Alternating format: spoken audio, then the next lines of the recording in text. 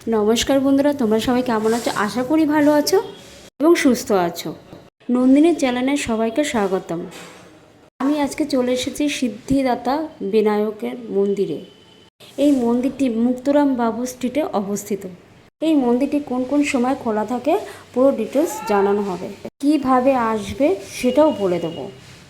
চলো স্কিপ না করে ভিডিওটা শুরু করা যাক। আমি আজকে চলে এসেছি সিদ্ধিদাতা বিনায়কের মন্দিরে। সামনে যেহেতু গণেশ চতুর্থী, তাই আমি আজকে চলে এসেছি সিদ্ধিদাতা বিনায়কের মন্দিরে। আর এই মন্দিরে আজ আমি প্রথমবার এসেছি, আর মন্দিরটা এসে আমার সত্যি খুবই ভালো লাগলো। একটা কথা, এখানে ভোগ প্রসাদের ব্যবস্থাও আছে। আপনারা যদি মেট্রো করে আসেন তাহলে খুবই ভালো হয়। মেট্রো করে আপনারা মহাত্মা গান্ধী রোড নামবেন।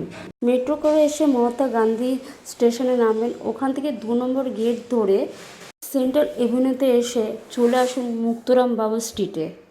রাজপ্রাসাদের মতো এই সিদ্ধি বিনায়কের মন্দির। মুক্তরাম বাবু স্ট্রিটে মাদের প্যালেসে একদম গায়ে লাগানো মন্দিরটি। এদেশে পশ্চিম ভারতে, বিশেষ করে মহারাষ্ট্রে, গণপতি বা গণেশজির বিশেষ আরাধনার চল আছে। মহারাষ্ট্রে সিদ্ধিবিনায়ক মন্দির যার মধ্যে একমাত্র অন্যতম। সেখানে সারা মাসের বহু ভক্তর আনাগোনা হয়।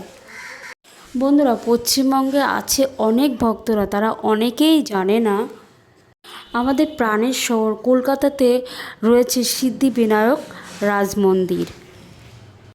এই মন্দিরটি সকাল 6:30 থেকে দুপুর 12:30 পর্যন্ত খোলা থাকে, তারপরে বন্ধ হয়ে যায়, তারপরে আবার খোলা থাকে বিকেল 4টে থেকে রাত 9টা পর্যন্ত।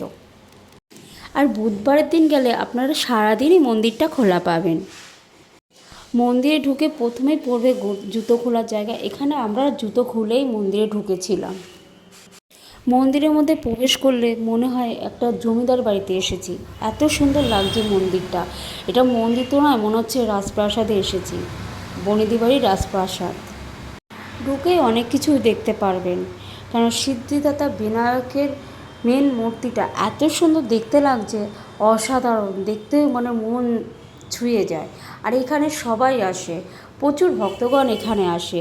এখানে এসে পুজো দেয়, বসে, তারপর সময় কাটায়, তারপর মানে গণেশের আরাধনা করে, গণেশের ভজন করে। এখানে মানে অনেক কিছুই আছে এখানে।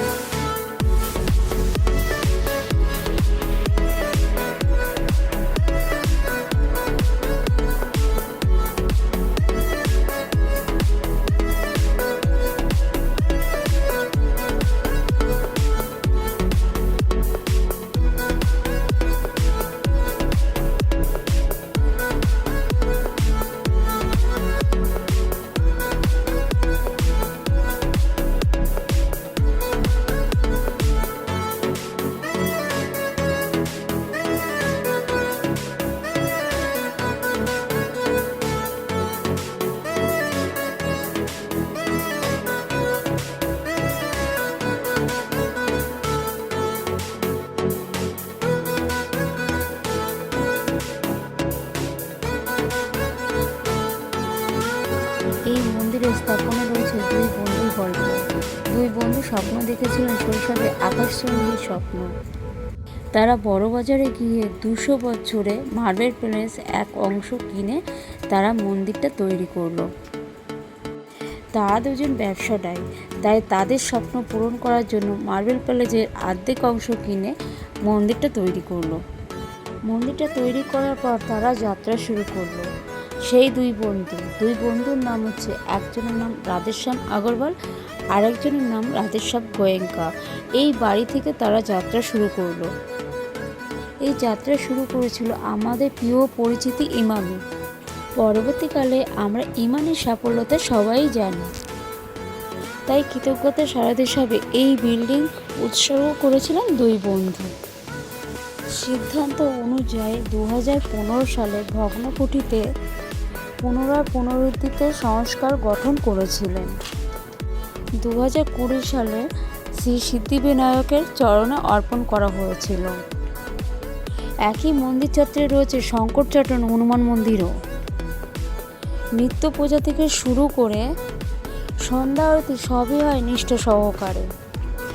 মন্দির ছাড়াও এখানে রয়েছে স্বাস্থ্য পরিষেবা কেন্দ্র, কিন্তু কেন্দ্রটি আমরা দেখাতে পারছি না, কারণ সেই জায়গায় আমরা যেতে পারিনি। অনেকেই বলেছে মন্দির ছাড়াও এখানে স্বাস্থ্য পরিষেবা কেন্দ্রও আছে। শুনেছি স্বাস্থ্য পরিষেবা কেন্দ্রে খুব কম পয়সায় স্বাস্থ্য পরিষেবা করা হয়।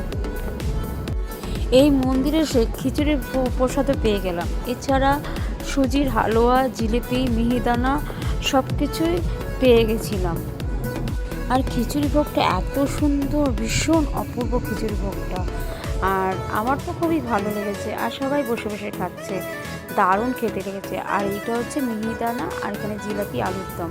3 বেলা খিচুড়ি ভোগ দেয়, সকাল 9টা, 12টা এবং সন্ধ্যে 6টা।